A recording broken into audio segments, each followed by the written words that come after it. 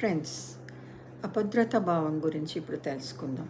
ఇది చూసే ముందర కింద ఉన్న రిలేటెడ్ వీడియో క్లిక్ చేయండి. నా ఛానల్ని మీరు ఇంకా సబ్స్క్రైబ్ చేసుకోకపోతే సబ్స్క్రైబ్ చేసుకోండి. సో అభద్రతా భావం అంటే ఏంటి అని మీరు అనుకుంటున్నారా? వెల్ ఫ్రెండ్స్, అది ఒక భయంతో వస్తుంది, ఒక ఫియర్తో వస్తుంది. మరి ఏంటా ఫియర్, ఏంటా భయం అంటే, మనం అనుకున్నట్టు మన జీవితం లేనప్పుడు మనకి అభద్రతా భావం వచ్చేస్తుంది. I hope you agree with me friends.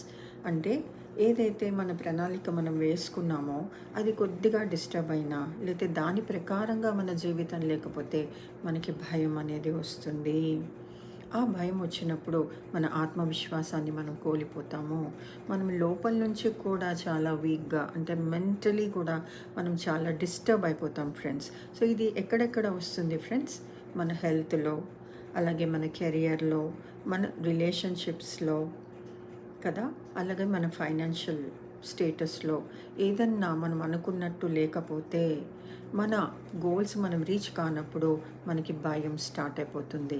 ఇదే ఇన్సెక్యూరిటీస్ అంటారు. అలాగే మనము ఇతరులతో కంపేర్ చేసుకొని వాళ్ళ జీవితాలు అలా ఉన్నాయి, మనకేమీ లేదు అని దానితో మనం కుమిలిపోయి కూడా మనకి ఈ అభద్రతా భావం వస్తుంది.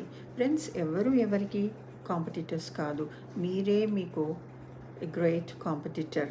సో ఎప్పటికప్పుడు మీరు చాలా reachable and sizeable and flexible goals పెట్టుకుంటే మీ జీవితం చాలా ఆనందకరంగా ఉంటుంది ఫ్రెండ్స్. కాబట్టి ఈ భయాన్ని మీరు పోగొట్టుకుంటే, ఆ ఇన్సెక్యూరిటీస్ అన్నీ పోయి మీరు చాలా సేఫ్ అండ్ సెక్యూర్డ్గా ఉంటారు ఫ్రెండ్స్. అదర్వైజ్ మనం మైండ్ ఆడే ఈ నాటకాలకి మనం ఎప్పుడూ బానిసలమే.